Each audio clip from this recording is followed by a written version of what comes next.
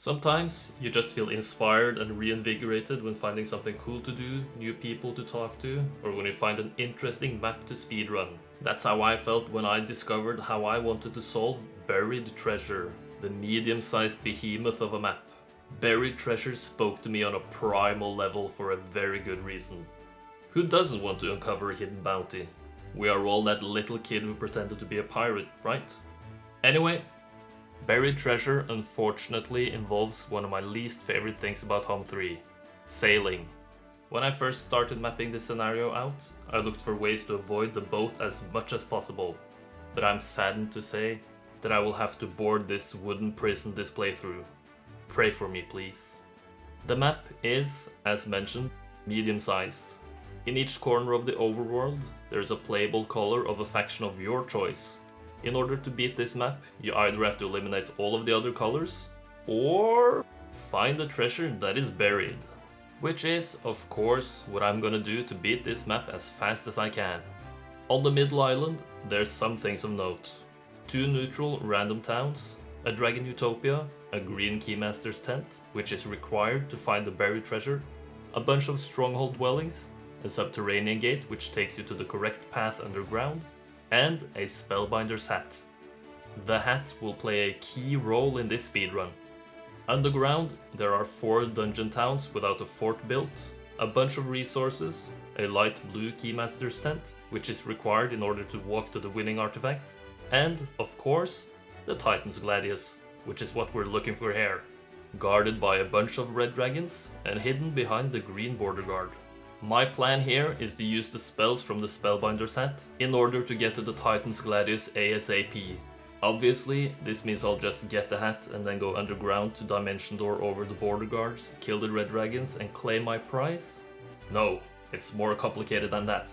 The Gladius itself is guarded by 10 Titans, so even if I manage to squeak by the red dragons, which you can do by cheesing with Fly and Dimension Door, the Titans would still wreck my face.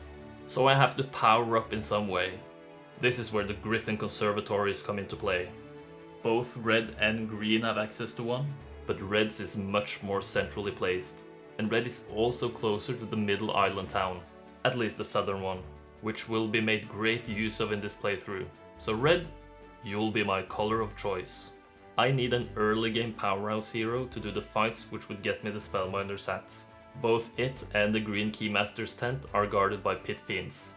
But which heroes can do pit fiend fights early with virtually no resources? You might think Solmir, Deemer, Aislinn, or maybe MCL, but now it's the queen of melee fights' turn to shine. The fire mage who loves fights like these. It's finally time for Luna and her firewalls. But she needs spell power and knowledge to do fights, so I will need a lot of XP to level those up, as there are virtually no other artifacts to use on this map other than the Spellbinder's hat. So the overarching plan is, get the hat and visit the Keymaster's tent as fast as humanly possible. Return to my starting zone to go for the Griffin Conservatory, then head for the red dragons guarding the border guard, and hopefully be able to take on the titans guarding the Gladius. Lots of, on paper at least, difficult fights. Let's make them look easy. Conflux, check. Luna, check. Gold bonus this time, check. All the other colors set to dungeon for literally no reason, check. Arty bonus for all of them, check. It's time to begin. Yeah, just remember to like, comment and whatever. Subscribe maybe. Teehee. Alright, have any of you ever read this at the beginning of the scenario? The children's story Tim and the Terrible Titan sounds, I don't know, based on something I can't quite put my finger on.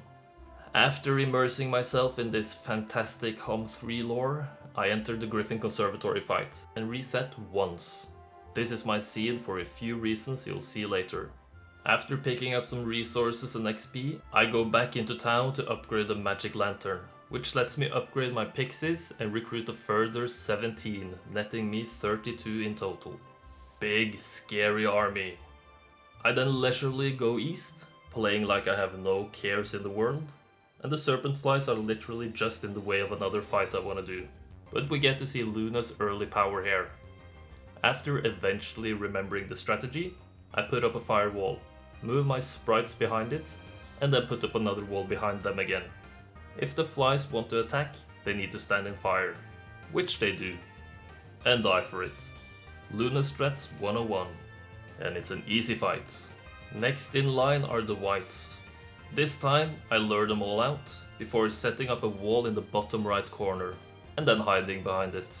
Now all the whites are drawn to the flames like moths, and one by one the stacks just die. Easy fight again. The whites were guarding the equestrian's gloves, which I pick up and then move towards the coast. I have just enough gold for a ship, and I spend my remaining movement points on day 3 to board it. Picking up some flotsams on the voyage over, I set my feet on land close to some dwarves guarding chests. I want that XP. Same strategy this time. I cast Firewall on turn 2, as none of the dwarves reach me on turn 1, and the firewalls only last 2 turns.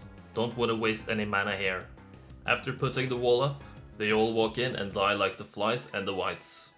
The AI isn't all that clever, to be honest. I pick up more XP, giving me expert fire magic, which makes firewalls even better. Any chests I don't pick up contain useless artifacts, by the way. On day 6, I take on some harpies guarding one of the reasons this seed is so good. The random neutral town is a dungeon town. Now, with expert fire magic, I don't even have to move my sprites to set up the perfect firewall, as it's now a 3 hex spell. Standing still, the harpies then fry themselves, making my life very easy. Luna early fights are just as long as there are no ranged units.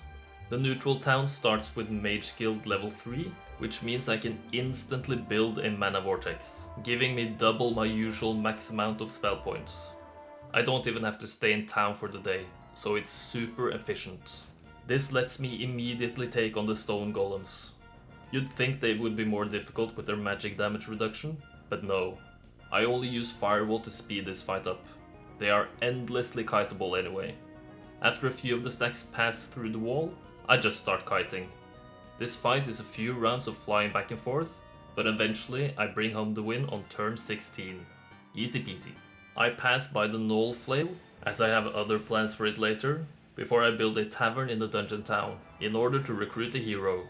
Tarek is the hero who gets the honor of being recruited, and also gets the honor of recruiting the free goblins nearby. Week 2, day 1, Luna picks up more XP and swings by a star axis, before taking on the first Pit Fiends fight. 17 tier 5 creatures taken on with just 32 tier 1 creatures? It should be impossible, but it isn't. It's actually super easy. One firewall, flying the sprites over to bait them into the fire, and they all walk into it like your average World of Warcraft raid group.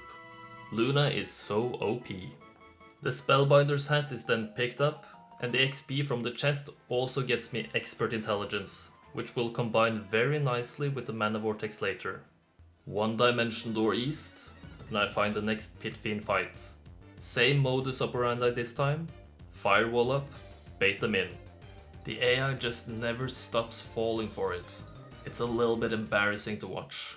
It's like watching auto fights, no offense bro.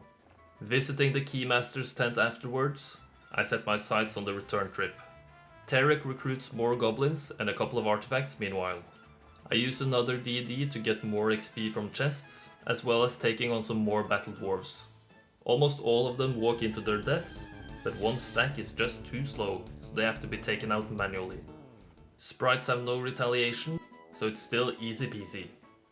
I make it back to town, refilling my mana pool, and using the basic air magic I got from the chest, I D&D south towards the shore, and Tarek meets up with Luna to trade his artifacts over.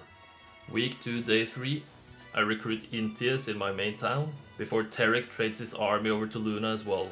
She then DDs over the water, avoiding the dreadful ship, thankfully. Immediately heading for the Griffin conservatory afterwards. Entius picks up some resources before taking the useless creatures off of Luna, while giving her more sprites. I make one stack of sprites before taking on the conservatory. I implosion the top left stack of griffins before positioning in this particular spot, while baiting the griffins down with the 1 stack. This lets me set up 2 firewalls in front of the sprites, so whenever the griffins attack, they will be damaged by both walls since they are 2 hex creatures. This is reason number 2 for this seed. The Griffins are the perfect amount to be taken out, only leaving one after taking the firewall damage. The most efficient size for this run. My price? 2 angels. Not gonna say no to that ever. Intius then takes everything but the angels off of Luna, and Luna heads underground. But she's not going for the red dragons immediately. She's headed for the underground dungeon town. I bet you can guess why. In the meantime, I swing by an imp cache, for no real reason, and then I take on some earth elementals, using one firewall to speed this fight up, and I pick up even more XP before taking the dungeon town. The stone golems want to join, and in hindsight, it's probably a good idea to just take them, as they won't slow me down, but what's done is done. I build a mage guild, rest in town while my side heroes do useful stuff, and build the mana vortex the next day. 240 mana on 6 knowledge is setting me up nicely for the final fights. Before I leave town, Tarek trades a lot of my resources for gold, so that Luna can recruit all the creatures available in town. The town comes with dwellings up to Medusa's pre-built, so there's a good amount of meat available. Now, it's time for the final stretch. Luna heads west, meeting up with Intius, who trades his biggest stacks of creatures over, and Luna then DDs over to the dragons.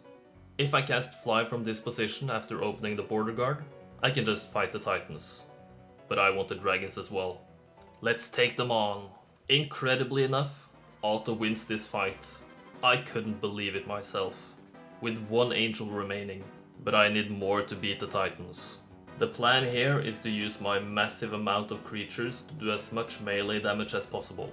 With the exception of the angels, I'm outsped across the board. So after the black dragons move, I cast Bloodlust, then wait with my angels. The red dragons all fly in to hit, making large dents in my numbers. I figure I don't have much to lose by hitting with my largest stacks, which lets me kill a few dragons on turn 1. I position to avoid Dragon Breath, as that would just be devastating for my fight. The single sprite still tries to do some damage, but I'm not sure it's gonna make any difference at all. Turn 2 plays out in much of the same way. After the black dragons kill 17 of my trogs, I get a solid hit in with my angels, before the red dragons seem to have something personal against the goblins. One of the reds is low enough for my harpies to kill, and the other is low enough to be taken out by my beholders. I then take retaliation on the black dragon with my trogs, setting up a nice goblin hit. But they miss morale. On turn 3, after taking retaliation with my angels, I'm just gonna take the remaining dragon out with my goblins. And then I do some minor damage with my harpies and beholders. Really setting up the goblins now. But they miss morale again. Crud! I then try to summon fire elementals to finish them off instead, but they're out of reach. Oh, sod off. No, wait, that's a reasonable take, Uncle Sandro. Oh, piss off. The black dragon gets another hit in on turn 4, before they're taken out, finally, by my angels. In the end, this fight takes out a large percentage of my army, but I still leave the fight with enough meat to hopefully take out the titans. Otto loses without taking out any titans. Oof, this is difficult. If I didn't have implosion, that is. 2 titans die to the first cast, they take out my beholders, and I move forward with my not so good units. 2 more die to the second cast, and they take out fewer of my not so good stacks this time, instead hitting my angels. I move more forward, and 2 more die to the third cast. I kill the remaining 1 stack with my 2 angels, but then I lose 1 angel to a melee hit. Yikes! The titans are so strong and so cool, to be honest. No idea why I killed off the harpies there, by the way, but I did. Well played me. The 4th cast of Implosion kills off the final titans, and I believe that we've done it. Tim doesn't have to fear the terrible titans anymore. 12 days! This was so satisfying to do. The fact that I didn't need to cheese past the red dragon fight and took them on makes this way more of a worthy run than it could have been. 396 score and black dragon rank is good enough for me. No complaints, but I would obviously prefer the archangel rank. All in all, good run. Can it be improved? Maybe. Maybe with some poor man's town portal strats, but I couldn't make it work. You should give it a go. Beat my 12 days. I dare you. Anyway, I hope you enjoyed. If you watched all the way here, I'd love it if you liked, commented and subscribed. I hope you have a might and magically good day, and I'll see you next time. Bye bye. A special thank you to all my channel members: Onufry, Sebastian Kopacz, Retarado Ricardo, Radnesorth, Milkman, Matt H, Seal Oil, Rick Vishout, S. Cubani, and I'm just gonna assume this is the best Heroes 3 pun of all time, Anubnimus. Thank you for your continued support.